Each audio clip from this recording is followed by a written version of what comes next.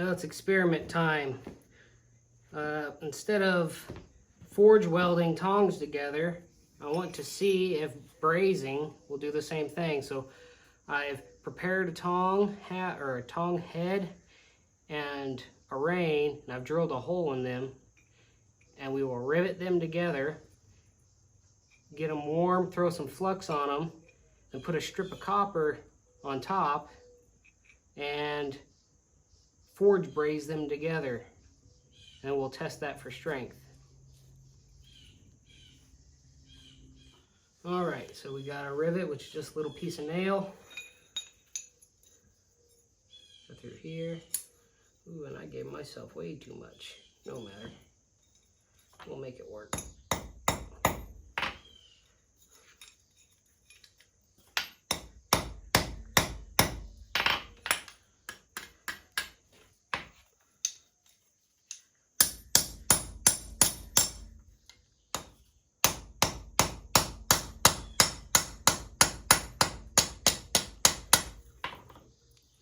Okay, I'll just hacksaw this off a little bit. No, I won't. I think I can fix that.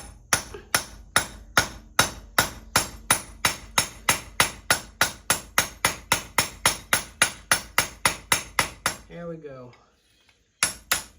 And one rivet, we can still adjust where the rein sits, and we will do the same for the other side. Okay. Now before we heat these up, we're going to measure our copper. It's going to take a lot of copper. Right there, I'm going to bend it.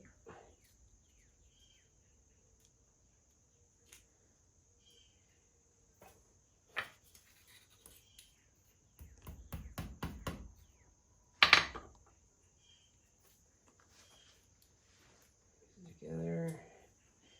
And I believe that there will be enough copper.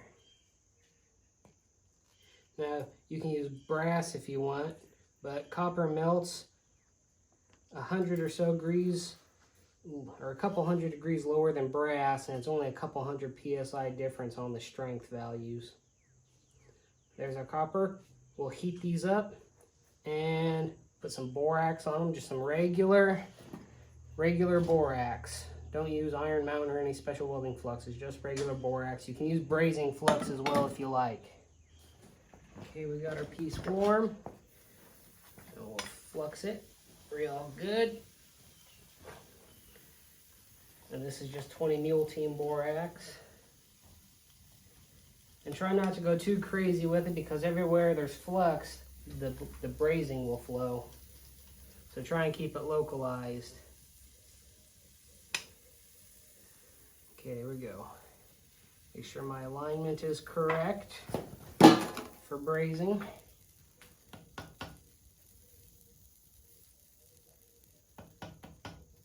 There we go.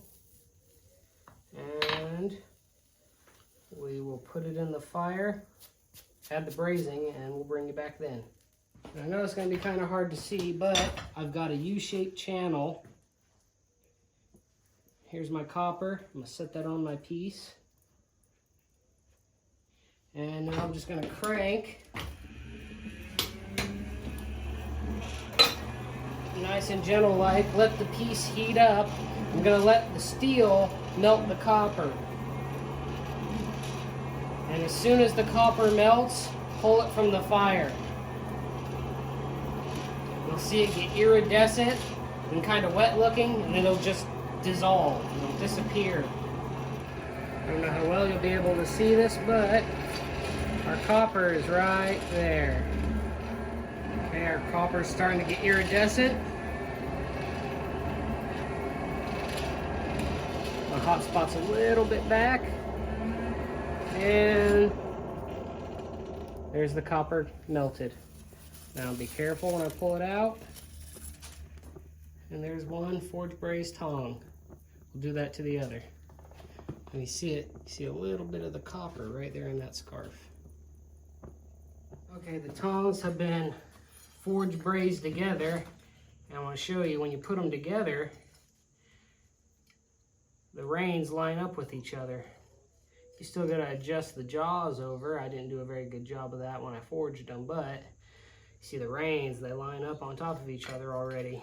And I only had a single rivet, and they aren't spinning. So we'll rivet these together and size them, and I'll come back to you on whether or not they broke.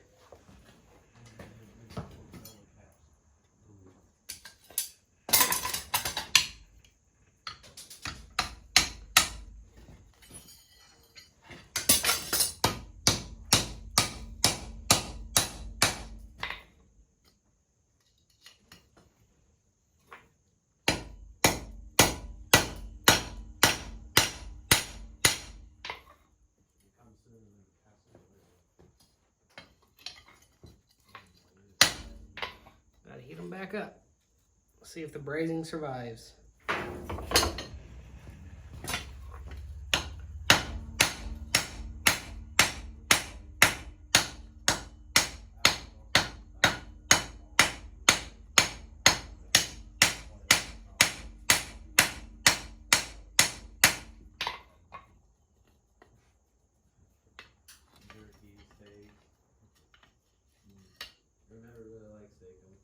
All right, gonna heat them up and align the jaws now. Okay, well here they are, sized for the 1/4 inch stock I made them for.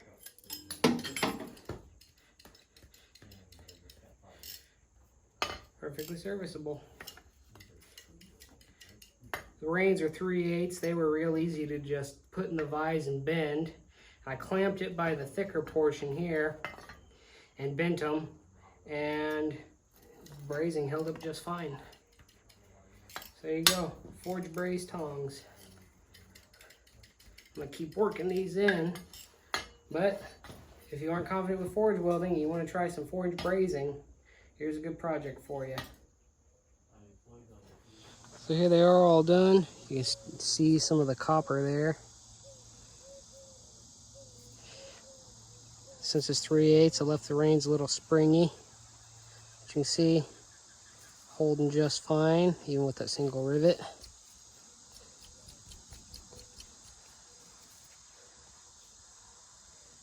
That's the tongs.